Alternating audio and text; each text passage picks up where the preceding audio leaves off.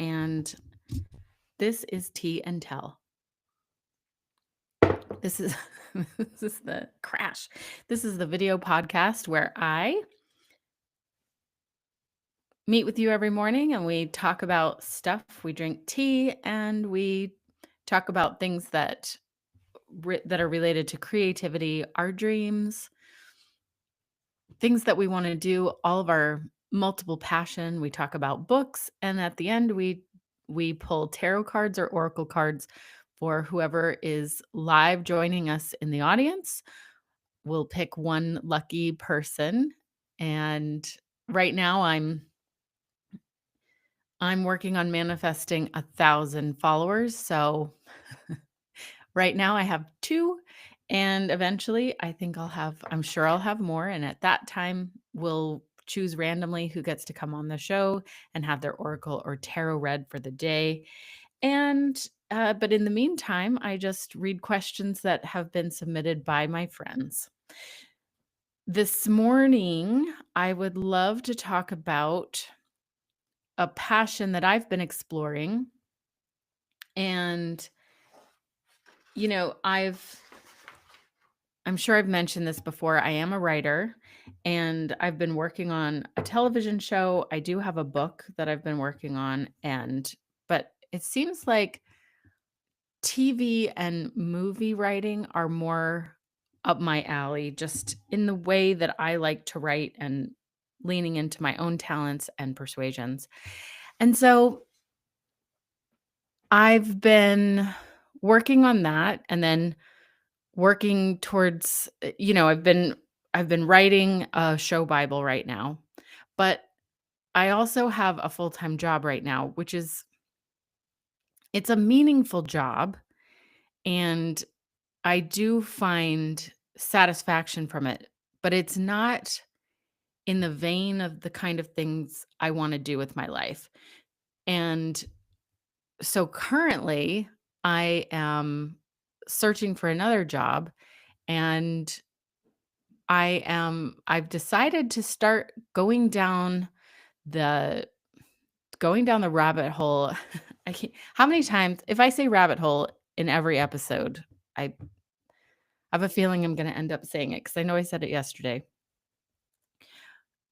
like use that phrase. So anyway, but I have been kind of digging into the idea of becoming a casting director, or at least for now, just a casting associate / a casting assistant. I think that would be a really interesting job, and certainly something that I feel like I'm really suited to. It combines some of my talents, some of the experience I have with my job now, but it also combines that with the something I've been passionate about since I was a little kid. So I've always had an opinion about who should be cast, especially when books are adapted to movies.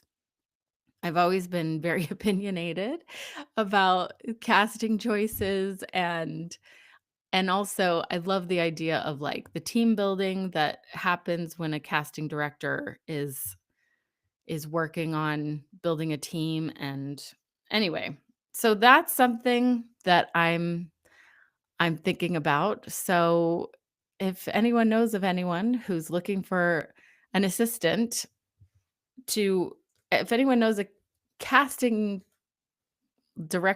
casting agency that's looking for an assistant, maybe let me know. Okay, today, well, before I just go right into doing the tarot reading, let's talk about that idea of multiple passions. How many of you have multiple passions or more than one thing that you're interested in? And on that subject, I'm going to talk about, let's see. I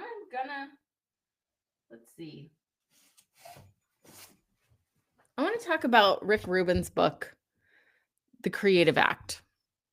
And first of all, Rick Rubin has a really cool podcast. It's called Tetragrammaton. And what I love about his podcast is when you tune in, he's just talking to the person. He doesn't do an intro or anything like that. He's just talking to whoever he's interviewing.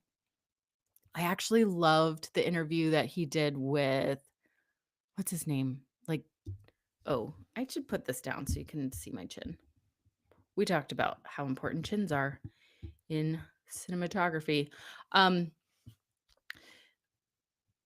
I think it's Dan Reynolds, the guy, the front runner, the lead singer of Imagine Dragons. Let me look him up. Um, just to be sure. Dan Reynolds. Yeah. Yep. Okay. Yeah, Dan Reynolds. So the Tetragrammaton episode with Dan Reynolds is really interesting. I love it. I love it because he talks about being raised LDS. So he has a lot in common with me, and it's like I feel like when he's talking about being raised in the church, he's not really angry about it. Like he's not angry about that stuff. So it's more his experience is much more in alignment with my experience, and I just appreciate him for it. And I appreciate Rick Rubin for asking really interesting, provocative questions, but not like rude questions. Anyway, love Rick Rubin. I love Rick Rubin, and he has this like his book is it's like pretty short chapters. He'll talk about things like this this chapter is called The Beginner's Mind.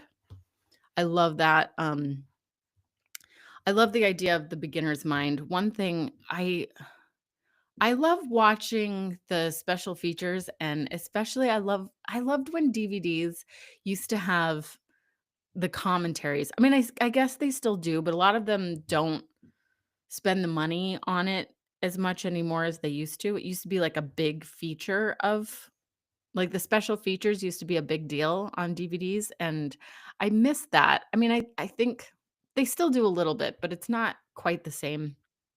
But I love listening to directors' commentaries. I love listening to actors' commentaries on different television shows and movies. And one thing I loved, Tilda Swinton actually was talking about Andrew Adamson when he did The Lion, the Witch, and the Wardrobe, and she talked about how he had a beginner's mind, and that's why The Lion, the Witch, and the Wardrobe was so amazing and so well done, and she attributes it to Andrew's approach. Like, prior to that, Andrew had only ever done, uh like the Shrek movies. Like he had only done animated movies to direct, and then he was put in charge of this big epic fantasy live action Narnia movie. And she just said that because he approached it with like fresh eyes, not by some, director that's been in this, worked with studios for a long time, and he like that might be jaded or something where he's like, "Oh, we can't do that. Oh, that's going to be too expensive. Can't do that." Andrew Adamson had a big, he had a hopeful perspective. So this um I love anyway, I love this I love Rick Rubin, and I love this book, and actually like I haven't read very much of this at all. It's time for me to sit down and read it. This is where my husband left off in the book.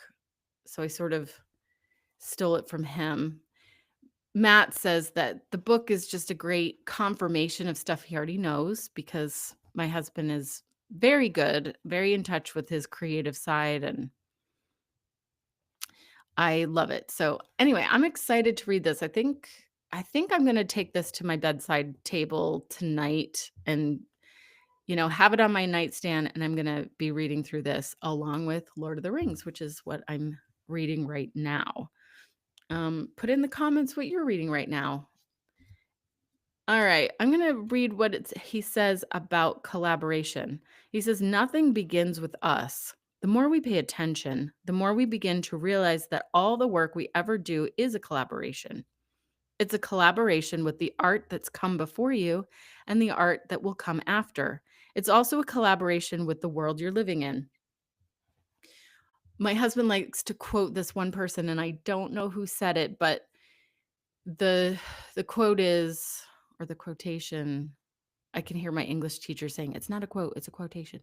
Um, this one thing that somebody said called that goes, "We write by the candle." Wait, let's see. "We write by the candle of every book we've ever read before," something like that. So it's kind of what Rick is saying. With the experiences, okay, it's also collaboration with the world you're living in, with the experiences you've had, with the tools you use, with the audience, and with who you are today. I love this because it's true. Like most art, I would say that writing is the closest thing we have to an art that is self-contained, like writing a novel.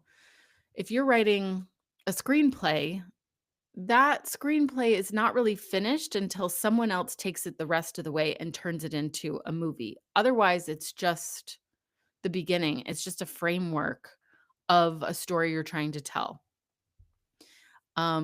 Music, like you can write lyrics, it's not really, there's something much more collaborative with the audience when it's music because you can write it and you can sing it, but it like it's sound, so it needs to be received by someone else to complete the art, right? Writing a novel, it can exist in your head and get really fleshed out on your in your head and then onto the paper. A writer can just about complete like a novelist can just about complete the piece of art within itself before an audience gets there, but it's the audience that then completes the art, I guess, in sort of, I guess, in a philosophical sense or a conceptual, energetic sense. It's like when they receive it, then the art is complete because it also requires like art can be there and there for art's sake, but there's something more magical when it is then completed by the receiver of the art, I guess. I like that concept. Um, he says the self has many distinct aspects. It's possible to create a piece, love it, and then look at it the next day and feel completely different about it.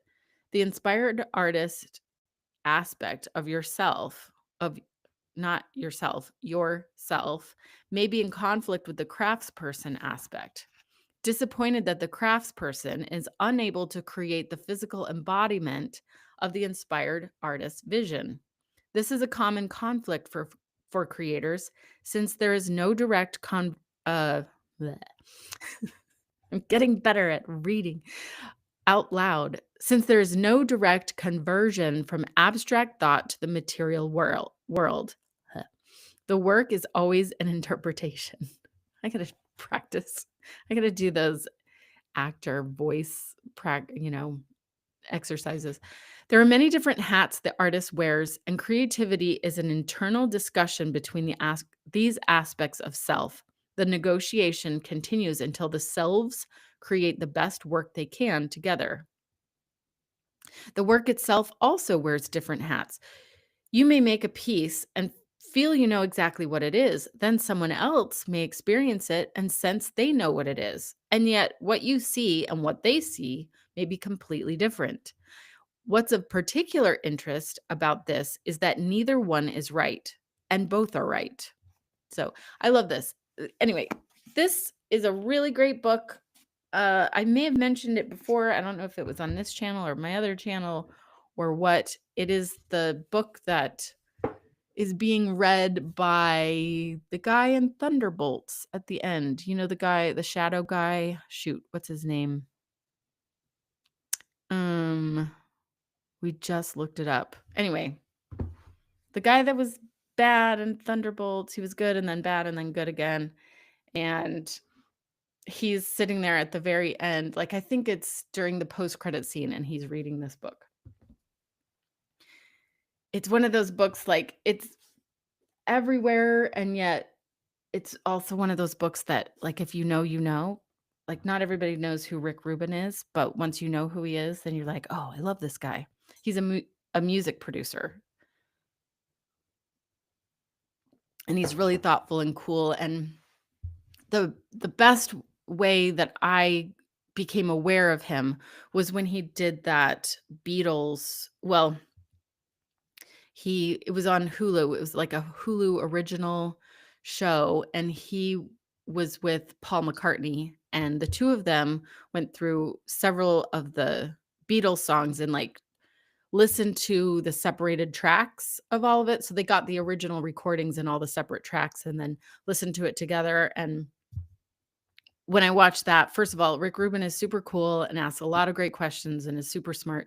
And then when he was talking to Paul McCartney, like, Paul was just, I, like, fell in love with Paul because he's super cool in that show. So I would recommend this and also that Hulu show. Let me see. What is that Hulu show? Um, Beatles. Um, Rick Rubin. Let's see. It is called McCartney 321. So those are my recommendations for today.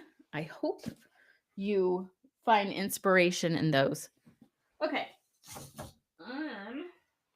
I'm going to do a tarot reading today. And we're going to go. Brooke sent me some questions the other day, and I'm going to look at those questions and find a good question to ask the tarot today.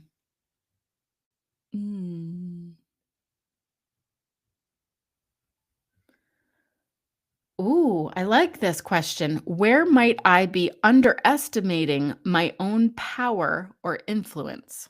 I love this. Okay. Where might I be underestimating my own power and influence?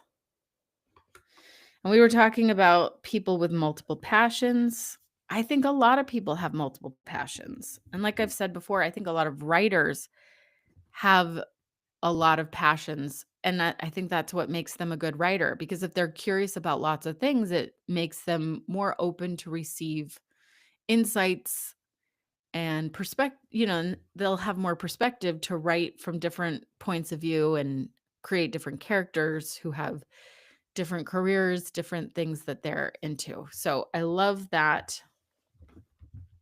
I love that concept of how you can you can,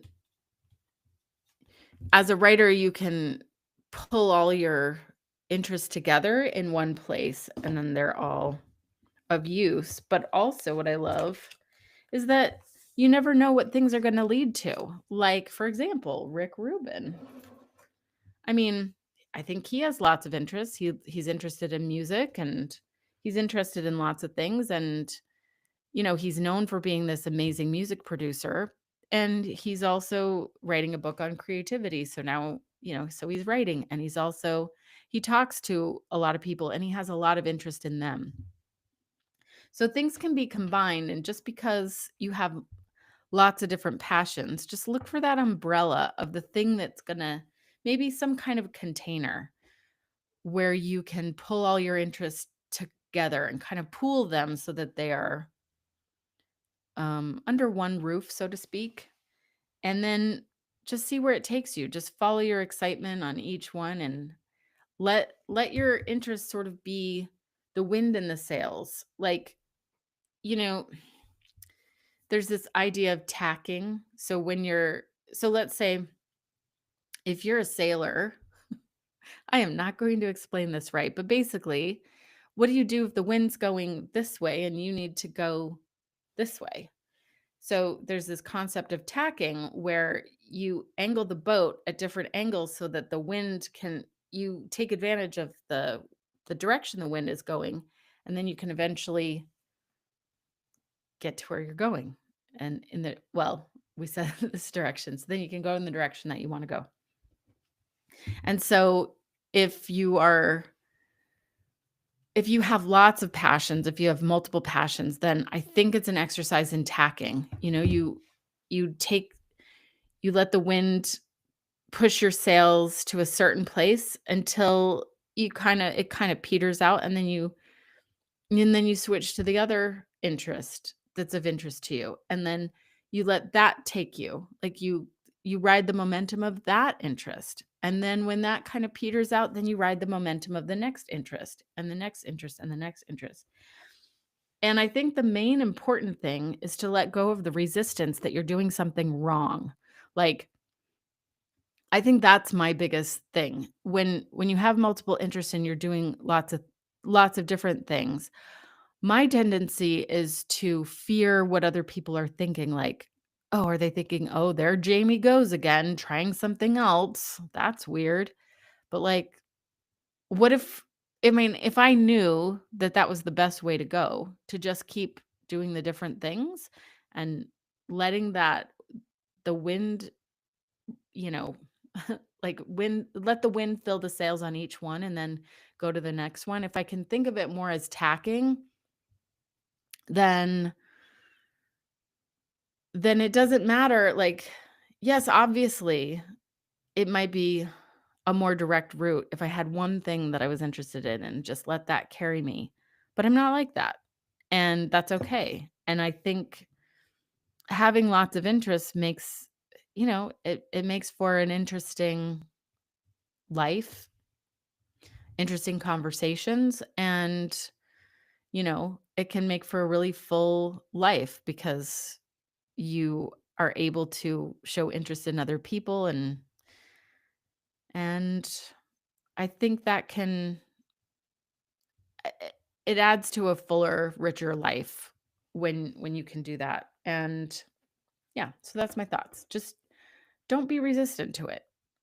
If you knew that it's okay to just let the wind carry you, and if you gave yourself permission to let something lie for just a little while you try something else and trust that it'll carry you back to the other thing, then I think, I think it's the resistance that holds us back, because it's not just resistance, it's thinking that we're doing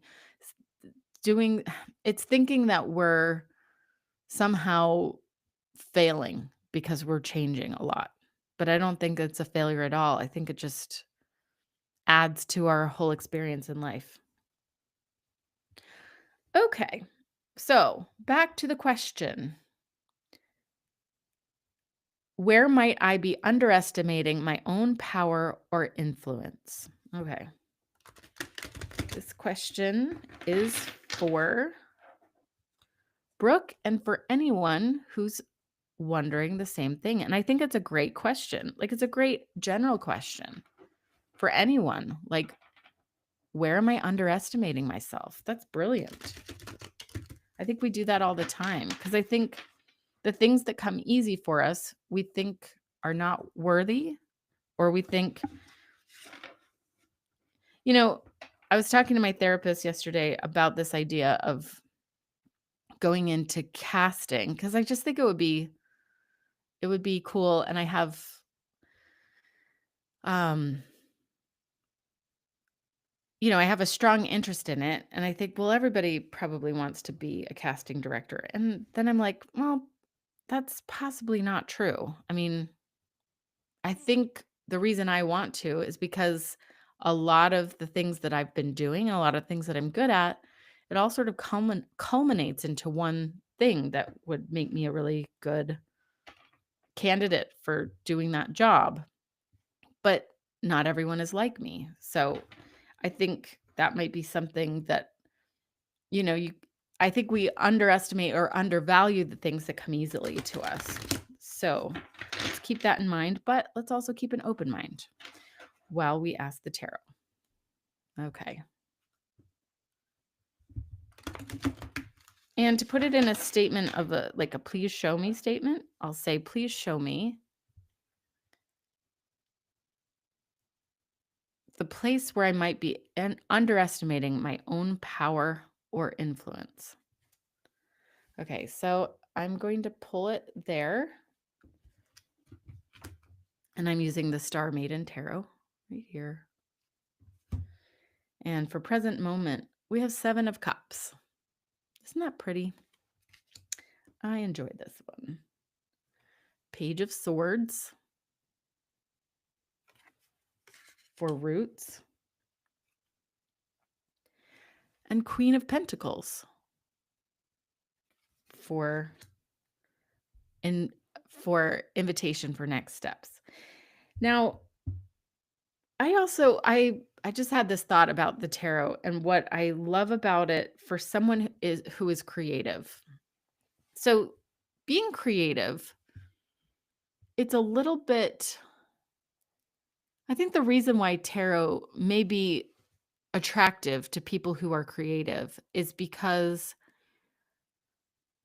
getting inspiration is can be tricky. So my husband, when he goes on tour, like book tours, or when he goes and speaks to elementary schools about writing, kids always ask this question, where do you get your ideas? And a lot of writers will roll their eyes at that question. And I think Matt had been listening to something by Alan Moore, who's that comic book artist. I think he said something like, no, it's a great question. People don't like the question because a lot of people don't know how to answer it. But it only makes sense that if you're writing books and you're basically driving a car, it might be good to have a little idea of how that car runs to check under the hood so that you know, maybe have some inkling of what's wrong in case the car doesn't drive so well. So with creativity, it's a similar thing. Like maybe you easily get inspiration for how you write or where you get your ideas, but it really is, it's a it's a more interesting question than people give it credit for because the truth is, yeah, how do we make inspiration and creativity work? Like where does it come from? How do we prime ourselves to be ready to accept more more inspiration and more ideas and more creativity? And I think being open to things that have almost a magical persuasion, because creativity it's kind of like, it's a little bit like magic because you're tapping into something that are things that are unseen. So I'm going to start with the 7 of Cups. This is our present moment. Let me see where we are. Mhm. 7 of Cups. Ooh, I like this. In fact, I was thinking about 7 of Cups just the other day. 7 of Cups is the one that's like you have lots of really great choices ahead of you. That's a lot like what I was saying, this multiple curiosity idea or the multiple passions idea. So maybe this is where you are. Maybe you are someone with many, many passions or multiple interests, and you have lots of beautiful, wonderful choices. Okay, so maybe that's where you're starting from. That's where you are right now.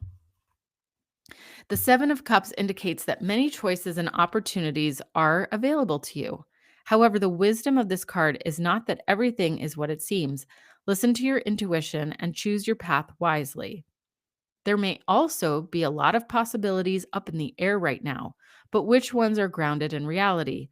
Make sure you don't spend all of your time daydreaming and wishing for things.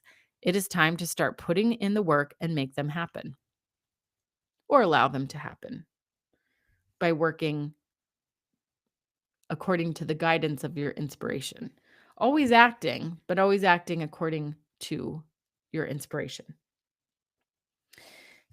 And yeah, so you can tell there's different things. Like I think there's some crystals in there, but then there's like a little dragon, so maybe watch out for the dragon. But I love this. If you can look closely, there's all different things in those cups, different choices. Okay, Page of Swords. Let's read about him.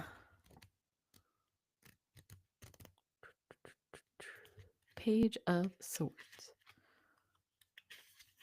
Here we go. The Page of Swords reveals new explorations in your projects, perspectives, ventures, and the way you communicate with others. It shows new ideas and inspiration in the ways you express yourself. The Page of Swords is looking back at the past and has accepted it. He is now empowered and ready to move toward the future to confidently share his message with the world. Okay. So as we consider that, let's say, so this is the roots of this. Maybe you're coming today with the idea of, you're wondering what are you underestimating? What are you like look back to your past and consider, maybe write a list of all the things that you've already done in your life that you have accomplished. And I hope you're not sitting there going, I haven't accomplished anything. Well, maybe sit in reflection and say, but maybe I have. What's just anything that I have done?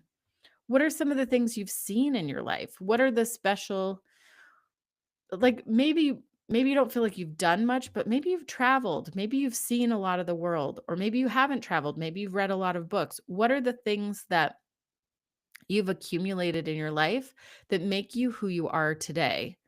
And don't devalue those things that make up your experience of your life.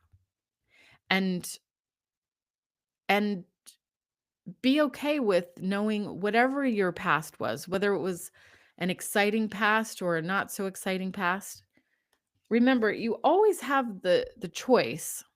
Like from this now, there are infinite possibilities. That's why it's so important to live in the present, because from the present you're able to, that is let's see, Joe Dispenza talks about it being like the 0 point, right? So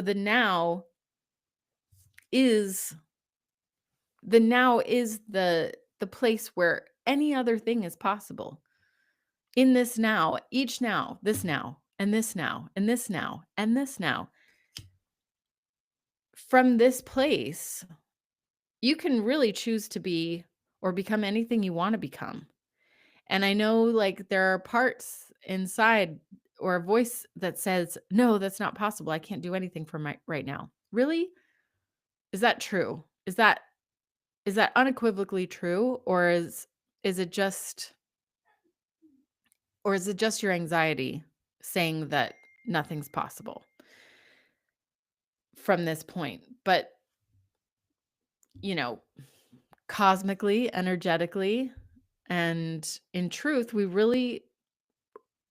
the future hasn't been determined. There's always a choice, and there are different we don't need to necessarily be defined by our past. And yet, the past is sometimes a really good indicator to show us what our great loves are and what the things are that we've done or accomplished that make up who we are now and what we're bringing, like what experience we're bringing to the table now. All right. So Queen of Pentacles, last one. Let's see.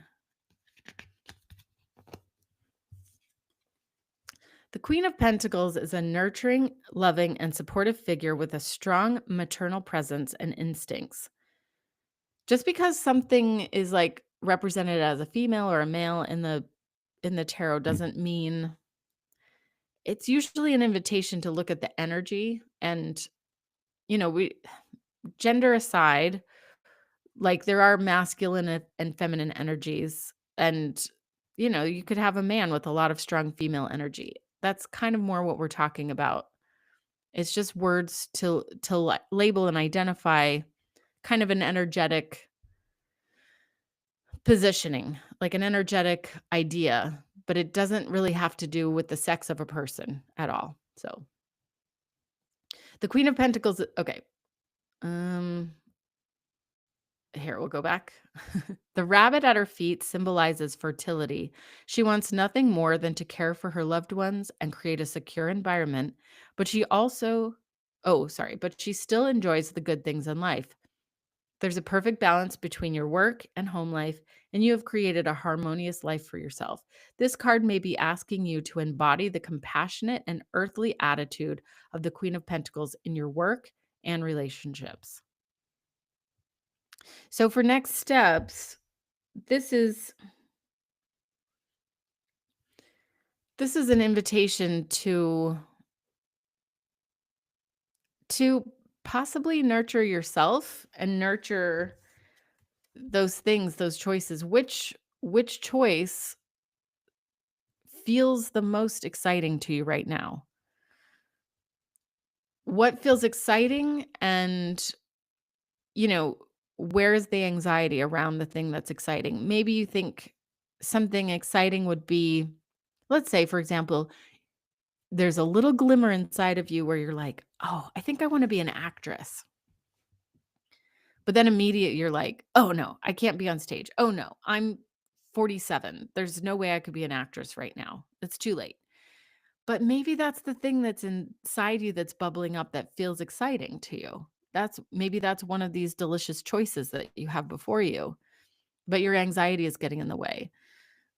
This is an invitation for you to nurture yourself and like gently explore the things that are holding you back, those ideas that we could put down. Like yesterday we were talking about burdens that you can put down, ideas and negative beliefs that perhaps aren't working for you that you received from somebody else. Like maybe somebody else in your past told you, I don't know, you have a face for radio or something like that, and that you shouldn't be an actress, or, it's wrong to be an actress in some way.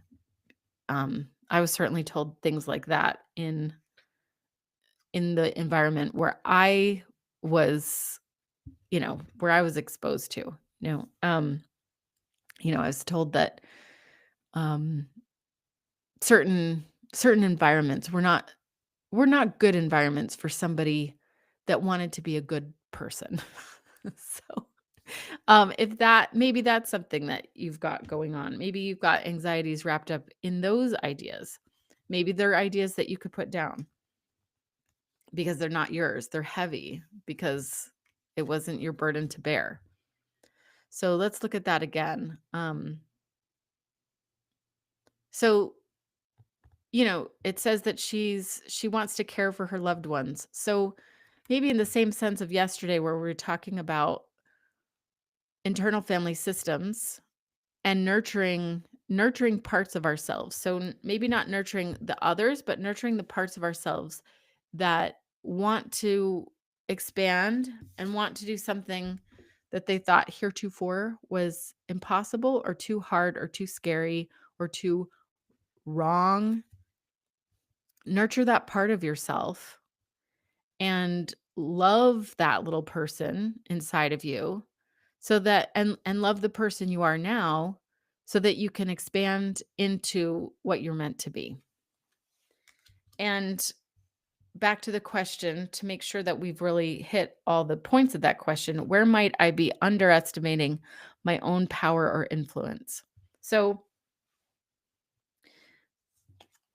like, what are we,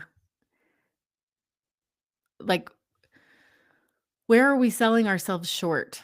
So, in all these choices, there could be something where we really could either influence others or step into our own power, but we're being held back by anxieties of others that aren't our own. So nurture yourself, be kind to yourself, look at yourself in the most loving way possible, and let go of things. And then let go of things that aren't yours, and really allow the choices to come forward, the choices that would be best for you and the choices that would put wind in your sails to help you live a more exciting, fulfilled life. And that's it for today. I appreciate you coming here today to be with me as we celebrate this Thursday, November 6th. And if you're watching at any other time, which likely you will because I don't see anyone joining the chat right now, it doesn't really matter when you come to the party. If this is your question, where might I be underestimating my own power or influence? Let this be a key, a part of the answer for you today, whenever today is, whenever you're watching this. All right. Thank you for joining us. We will be here weekday mornings at 7:30 Pacific time, and I hope you'll join us one of these days, and I look forward to seeing you soon. Always you can check my website for the actual times. Right now, I'm doing it at 7:30, but in the future, that time may change, so pay attention to the community pages on YouTube. You can go to my website. I will put a link to that down in the description below, and it will let you know when to tune in to catch us for another reading. I hope you have just a great journey exploring the beautiful choices that you have before you. And maybe even write a list of all the delicious things that you have that might be calling to you. Okay. Thank you so much, and I love you. Bye.